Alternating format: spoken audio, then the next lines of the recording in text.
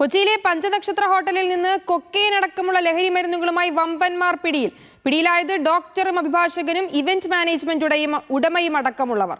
സഹിൻ ആന്റണി ഉണ്ട് വിവരങ്ങളുമായി. സഹിൻ, ഇത് എവിടെന്നെങ്കിലും ലഭിച്ച വിവരത്തിന്റെ അടിസ്ഥാനത്തിലായിരുന്നോ ഈ അറസ്റ്റ്? എന്തൊക്കെയാണ് വിശദാംശങ്ങൾ?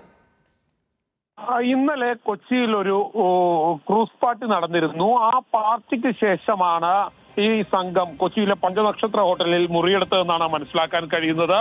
ഇപ്പോൾ പിടിയിലായിരിക്കുന്ന തിരുവനന്തപുരം ശംഖുമുഖം സ്വദേശി ജസ്റ്റിൻ ഫെർണാണ്ടോയുടെ മകനായിട്ടുള്ള ഷാജി ഫെർണാണ്ടോ എന്ന സ്റ്റോൺ, ഇയാളാണ് ഈ ലഹരി സംഘത്തിന് നേതൃത്വം കൊടുത്തിരുന്നത്. മറ്റൊരാൾ ഇടപ്പള്ളിയിൽ റെസ്റ്റോറന്റ് നടത്തുന്ന ഓസ്റ്റിൻ ജോസ് ആണ്. കൂടാതെ അഭിഭാഷകനായിട്ടുള്ള രോഹിത് നായരാണ്. ഇയാൾ കല്ലൂർ സ്വദേശിയാണ്. കൂടാതെ കെമിക്കൽ ട്രീറ്റ്മെന്റ് ബിസിനസ് നടത്തുന്ന ആലുവ സ്വദേശി ജിനോ മുരളി പിടിയിലായിട്ടുണ്ട്. ന്യൂട്രീഷനും ആലപ്പുഴ നൂർനാട് സ്വദേശിയുമായിട്ടുള്ള അക്ബർ ഷാ പിടിയിലായിരിക്കുന്നു. ഒപ്പം തന്നെ ദന്ത ഡോക്ടറായിട്ടുള്ള പന്തളം സ്വദേശിനി ഹമീം റാവുത്തർ പിടിയിലായിട്ടുണ്ട്. ഹമീം റാവുത്തറിന്റെ മകൾ ബെൻസി റാവുത്തർ പിടിയിലായിട്ടുണ്ട്. ഫിസിയോതെറാപ്പിസ്റ്റ് കൊല്ലം ചടയമംഗലം സ്വദേശിയുമായിട്ടുള്ള സെയ്ദാലി ഫാത്തിമ പിടിയിലായിട്ടുണ്ട്.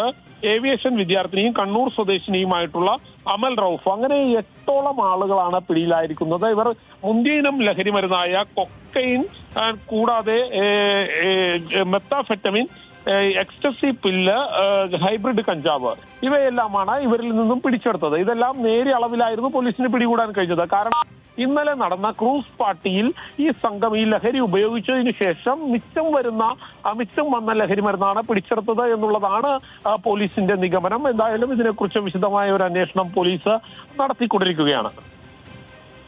ശരി, കൊച്ചിയിൽ നിന്ന് സഹിൻ ആന്റണിയാണ് വിവരങ്ങൾ നൽകിയത്.